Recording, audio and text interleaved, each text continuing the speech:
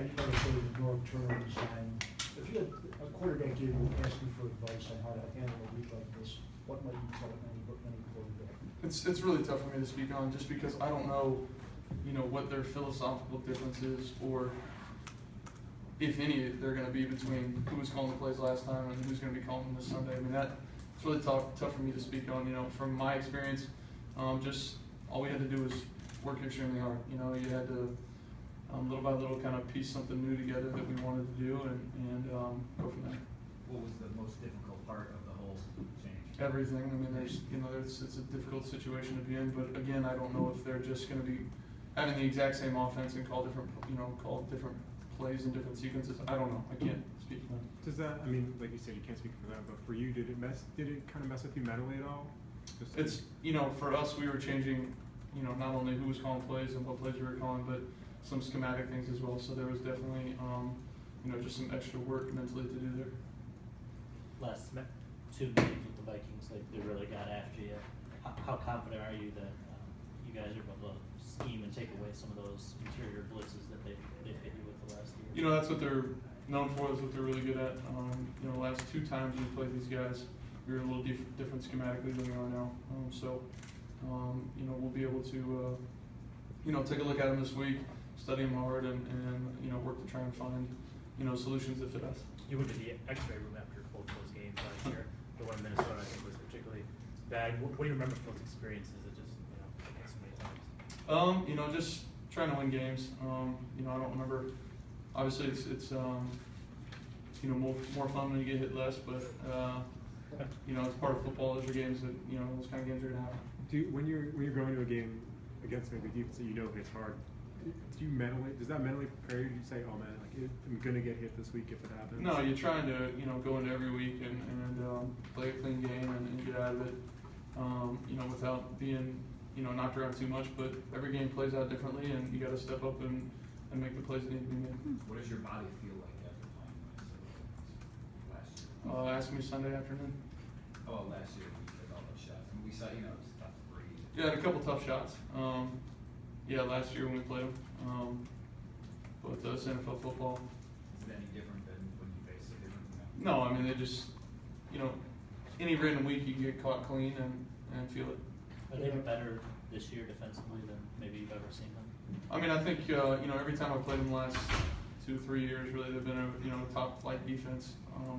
Not only because they have really good players, but they have a really good scheme and guys that are smart and communicate and fit in that scheme. How long did maybe even that Minnesota week or another week? How long does it take you to get your body back to where you're like, I can go out there and play again? I won't ever go into a game on that next week on Sunday or something feeling like I'm not ready to play. Each week is different. Well, I just meant get your body. I know sometimes you're like, yeah, Thursday is when my body starts feeling. Like I mean, every week is different depending on how the game the week before went. What have Philadelphia and Chicago, especially the last couple weeks, just been able to do against that defense? It's obviously a copycat league. Is there anything you take from those 2 games? What have you maybe seen that they've been doing that they weren't doing? I don't know that there's one common theme. I think obviously, Chicago did a really nice job of converting some 3rd and longs, which are tough to do against them. Made some plays that weren't conventional plays within their offense. Jay had that really nice shovel pass and some a couple nice long runs they had. You just got to play well, play sound. Obviously, creating big plays, and at the same time, playing efficient is a recipe to play well, versus any team. You mentioned the shovel pass there. What you guys have used that tip pass, shovel pass with Golden a lot. What does that do for you guys? What does that? Just try to give the defense stuff to look at. Obviously Golden's really good in space, and try to create plays for him in space, and then some stuff for the defense to look at. How long does it take to? Because it would seem like the tipping thing you guys ran against Sunday against Houston. How much does it take to get that timing down? Because that seems like it would take. Not too much. I mean, Golden's a really good athlete and catches it well, and I just try to tip it to him. So it takes a good snap, and the rest is those GT making plays. The last Matthew, 2 weeks. they have 4 players with 3.5 sacks, with 3 or more sacks. Is it hard to keep track of those guys, and how much pressure is on the offensive line this week? Not hard to keep track of them. You just kind of look across the board and know that all of them can play. They're all really physical guys, fast guys that are, you know, got some really good inside rushers, some good outside rushers. So you just know that going into the game, and go play. The last 2 weeks, your opponents have been playing on the Monday night beforehand. Do you watch those games a little differently? I mean, do you have a notepad and do you sit out and Yeah, try you to- watch them a little bit, you know, a little bit different. Lots of times we're playing a game and the team is playing at the same time. Tough to catch them. We just wait for the film copy to come through. But you know, it's always interesting to watch a team play on TV.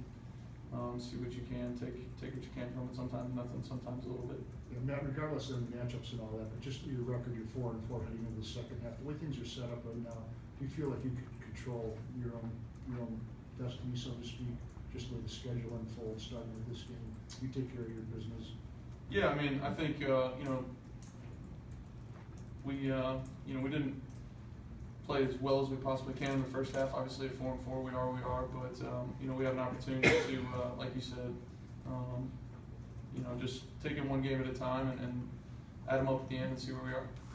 I know you've been taking on what the defense gives you, but would you like to take more downfield shots in the second half of the season? I know the last couple of games you haven't really. Yeah, you know, I think, like you said, I mean, we're kind of in the business of just taking what the defense has given us. And you know, the past couple of games, I took a couple shots to Marvin, didn't hit them. You know, so I'm sure going into every game we have, you know, plans to be aggressive at certain times, and it's just on us to hit them. And Couple more for Matthew. And what does tight end production you got from one game to the next? How does that influence maybe how teams will play when you have a tight end who has a good game? Yeah, we'll see. You know, I think you know, the Vikings, you know, in particular, just kind of do what they do. You know, there's a few little wrinkles here and there each week. Obviously, a really well-coached team with you know, smart guys. So you know, it'll be interesting to see what they do. They're going to do a little something different, I'm sure, than they always do. But I don't think they're too much concerned with individual players as they are as just trying to you know, attack your scheme. Matthew, Last question. speaking of you know, watching Monday Night Football, there's been a lot made that viewership is down significantly for the Monday night game, Thursday night package, Sunday night. Do you pay attention to that as a player? Do you have a hypothesis as to why this might be? I don't pay attention to it. I'm just, you know, out there playing, trying to, you know, help my team win. But, you know, as far as a hypothesis, I have no idea. I'm gonna let the smarter people figure that out. World Series prediction for Game 7? I don't know.